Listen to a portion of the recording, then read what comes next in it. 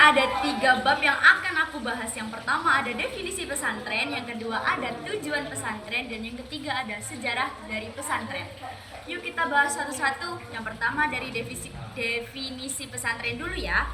Definisi pesantren adalah sebuah lembaga pendidikan Islam tradisional di Indonesia yang dipimpin oleh seorang kiai yang didirikan di sebuah pondok atau asrama.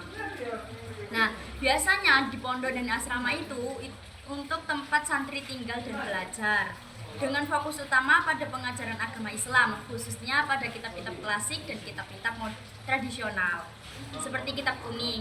Namun secara historis dan aktual juga berfungsi sebagai pusat pembentukan karakter moral, kelestarian tradisi keilmuan Islam, serta institusi sosial budaya yang adaptif terhadap perubahan zaman dan memasukkan pendidikan umum bila perlu.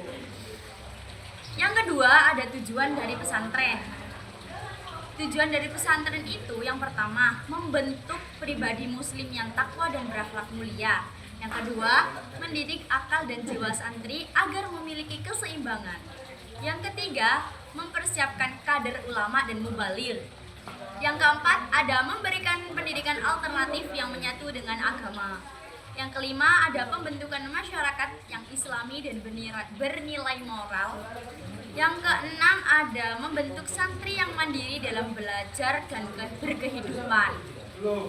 Yang selanjutnya ada menghadirkan kontribusi sosial atau kemasyarakatan. Dan yang terakhir ada menjaga dan mengembangkan kebudayaan Islam dan lokal.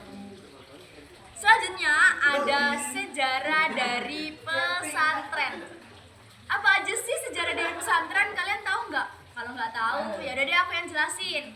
Sejarah dari pesantren asal-usulnya itu dari abad ke-14 hingga ke-16.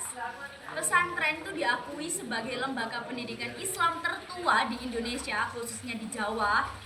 Dan pesantren kelahirannya itu didorong oleh kesadaran kewajiban dakwah Islamiyah untuk menyebarkan dan mengembangkan agama Islam.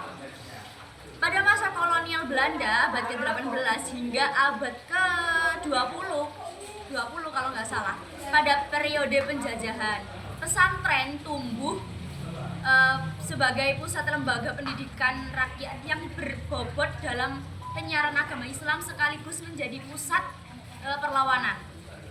Lalu yang terakhir ada masa modernisasi abad ke-20 hingga saat ini. Sejak awal abad 20, pesantren itu mengalami perubahan dan perkembangan signifikan sebagai respon terhadap tuntutan zaman dan kolonial. Udah sampai segitu aja, aku capek jelasinnya. Sampai jumpa di materi selanjutnya. Bye-bye.